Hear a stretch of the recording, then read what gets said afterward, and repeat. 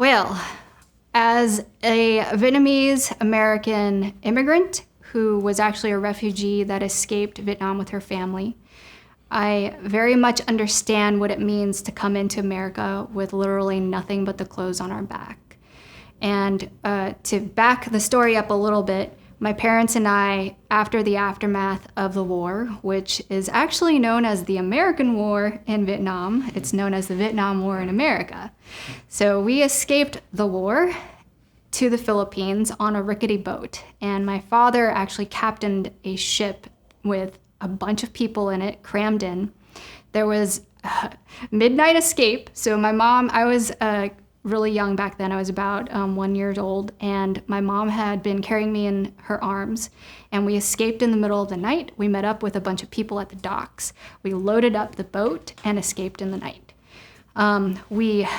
My mom tells the story way better than I do. She said, we were crammed like sardines at the bottom of the boat. My dad and a couple men were at the top to make it look like just a fishing boat so we could, go undetected. My mom said, there was a little porthole right where she was lying down, and imagine a bunch of people lined up at the bottom of the boat like sardines, squished in with their kids and their grandparents and their uncles and aunts and cousins. And she could see out the porthole, there were dolphins, just going along with us. And she says, yeah, those dolphins were probably trying to keep us safe or whatever. She's very religious, so she believes in that kind of stuff.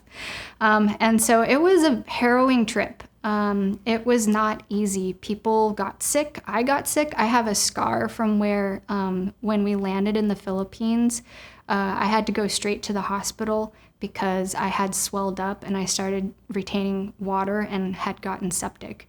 And so I have scars from the aftermath of that war, even though, I wasn't in it. And this is a war that has a lot of leftovers still. There are hundreds, if not thousands of mines still all over Cambodia, Laos, and Vietnam, where children will go up to these balls and think that they're toys and get blown up. So there's still an effort to clean that whole area up of mines. It's war. It's something that people don't realize how visceral and what the leftovers and the aftermath does to people.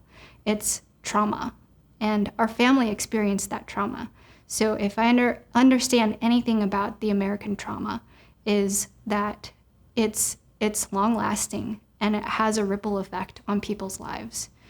And the interesting thing about America is the people who fight for the freedom, like actual freedom.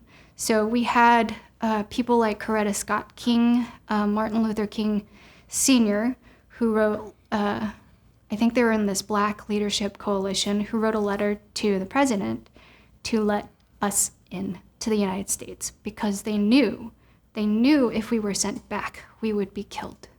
Because they were looking for people like my father who helped American soldiers during the war so they could interrogate him, torture him for information, and eventually kill him.